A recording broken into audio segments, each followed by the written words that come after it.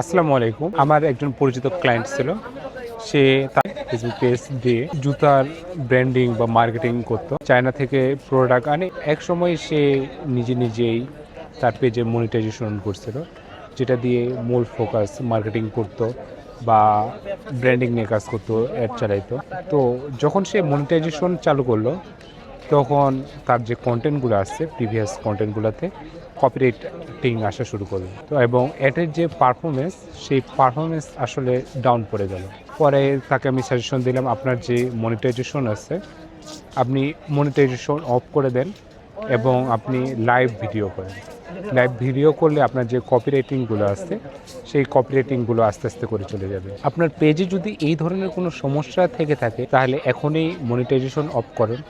আপনার যে personal profile আছে, আপনি যদি মনিটাইজেশন অন করতে চান তাহলে আপনি একটা পেজ খুলেন, যেটা দিয়ে আসলে আপনি মার্কেটিং করবেন না, অ্যাড চালাবেন না।